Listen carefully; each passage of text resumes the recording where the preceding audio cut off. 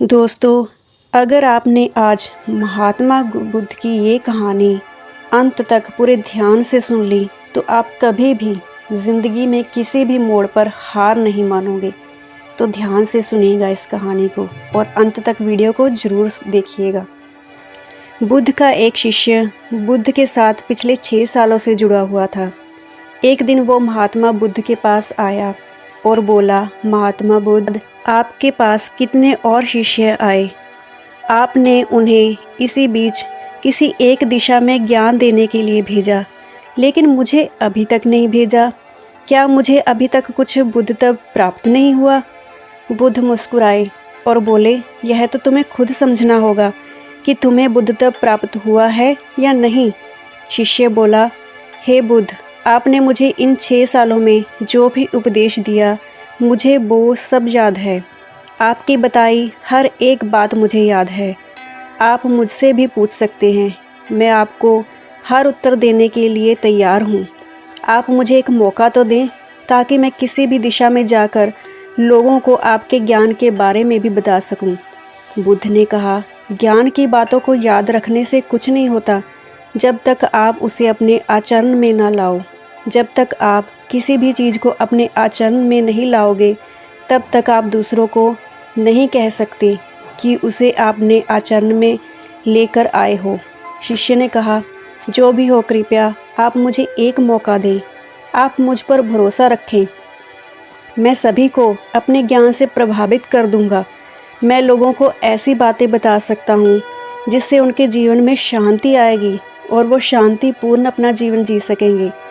बुद्ध ने कहा, अभी तुम तैयार नहीं हो।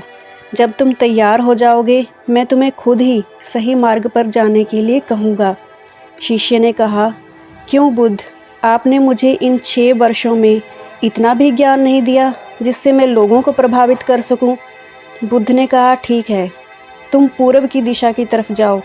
वहाँ तुम्हें एक गांव मिलेगा, उससे तुम भिक्षा मांग कर लाओ और वहाँ के लोगों को अपने ज्ञान से मदद करना। कल सुबह तुम वहाँ अकेले जाना और शाम को आकर मुझे बताना तुमने कैसे वहाँ के लोगों की मदद की।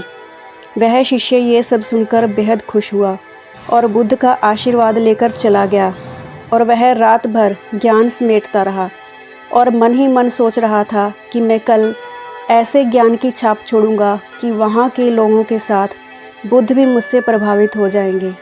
सुबह उठकर वो महात्मा बुद्ध को प्रणाम करने आया। उसने प्रणाम कर वह पूर्व की तरफ निकल गया। शाम को जब वह वापस आया तो बुद्ध ने देखा कि उस शिष्य के माथे पर चोट लगी हुई है और खून बह रहा है। बुद्ध ने उसे पट्टी की और पूछा, तुम्हें यह चोट कैसे लगी? शिष्य ने कहा, बुद्ध, वहाँ के लोग बेहद दुष्ट हैं, उन्हें जरा भी बुद्धि नहीं है। मैं उस गांव में भिक्षा लेने गया पर किसी ने मुझे भिक्षा नहीं दी। सब मुझे गालियां दे रहे थे। एक व्यक्ति ने तो मुझे भी भिक्षा तो दी, लेकिन नीचे फेंक कर और कहा, इसे उठा लो। मैंने उन्हें काफ़ी समझाया लेकिन वह मेरी बात सुनने को तैयार ही नहीं थे। उल्टा उन्होंने मेरे हाथ साथ हाथापाई की जिससे मुझे चोट लग गई। बुद्ध, आप मुझे दूसरी जगह भेजें जहाँ के लोगों में कुछ बुद्धि हो, इस तरह के लोग ना हो। बुद्ध उसकी बात सुनकर मुस्कुराए और बोले कि अगर तुम्हें दूसरे गांव में भी ऐसे ही लोग मिल गए तब तुम क्या करोगे? शिष्य ने कहा, बुद्ध, ऐसे लोगों को कोई ज्ञान नहीं दे सकता। वह लोग अज्ञानी हैं, उन्हें कौन समझाए? बुद्ध ने कहा, वहाँ लोग अज्ञानी नहीं बल्कि ज्ञानी हैं। उनके पास बहुत बुद्धि है परंतु उनके पास खुद का ज्ञान है। अब अगर तुम किसी दूसरे के ज्ञान को चोट पहुँचाओगे तो वह कुछ तो करेंगे ही। तुम्हें ऐसे लोग हर जगह मिलेंगे, तब तुम अपना ज्ञान उन्हें कैसे दोगे? बुद्ध ने शिष्य को कहा कि आज तुम आराम करो, कल शाम को मेरे पास आना। शिष्य बुद्ध को प्रणाम करके चला गया। अगली शाम जब वह वापस बुद्ध के पास आया तब वहाँ एक और बुद्ध का शिष्य मौजूद था। उसके हाथ में चोट लगी हुई थी। बुद्ध ने उस शिष्य के हाथ पर चोट देखकर पट्टी बांधी और उस शिष्य से पूछा कि तुम्हें यहाँ चोट कैसे लगी? शिष्य ने कहा, बुद्ध, आपने पूरब में एक गांव में मुझे जाने के लिए कहा था, वहीं मुझे यह चोट लगी। बुद्ध ने कहा, वहाँ तुम्हारे साथ क्या क्या हुआ? शिष्य ने कहा, बुद्ध, वहाँ पर मैंने सबसे भिक्षा मांगी, लेकिन किसी ने मुझे भिक्षा नहीं दी। एक व्यक्ति जिसने भिक्षा दी भी थी तो उसने ज़मीन पर गिरा कर दी और उसने कहा, इसे उठा लो। मैंने चुपचाप उसे उठाकर एक पात्र में रख लिया और उसे कल्याण का आशीर्वाद दिया। तब उस व्यक्ति ने मुझसे कहा, आप बड़े ही अजीब व्यक्ति हो, मैं आपका अपमान कर रहा हूँ और आप मुझे आशीर्वाद दे रहे हैं। मैंने उनसे कहा कि आप धनी हैं, आपने मुझे दान दिया है, इसीलिए मैं आपको आशीर्वाद दे रहा हूँ। फिर वहाँ से मैं आगे गया तो कुछ लोगों ने मुझे वहाँ से जाने के लिए कहा। उन्होंने मुझे कुछ अपशब्द कहे और मुझ पर पत्थर फेंके, जिससे मुझे चोट लग गई। जब मैं वापस आ रहा था तब मैंने एक माँ को रोते हुए देखा। वह अपने बीमार बच्चे को लेकर चिंतित थी।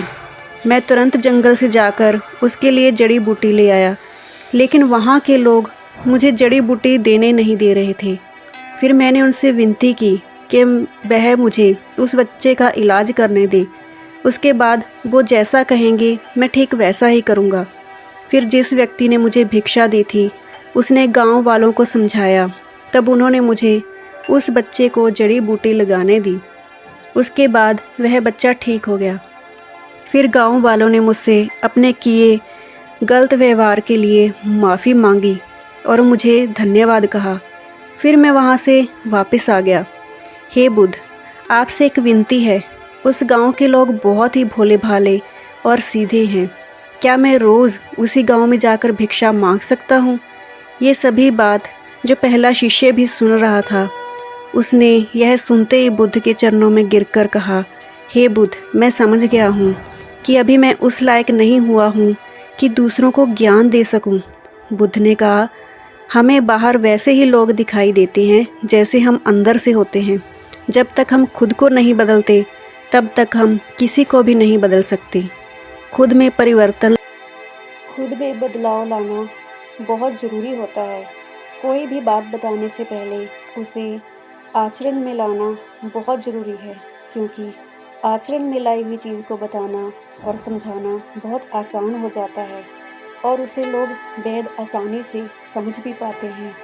तो दोस्तों, हम सभी को ऐसा लगता है कि हमने जो कुछ भी सीखा है वह हमको दूसरों को सिखाना चाहिए, लेकिन हम जाने अनजाने में दूसरों को सिखाने के चक्कर में कभी कभी गलत साबित हो जाते हैं।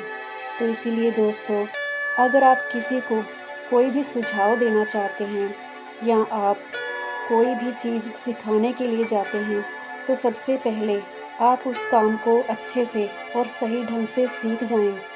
और आपको जब यह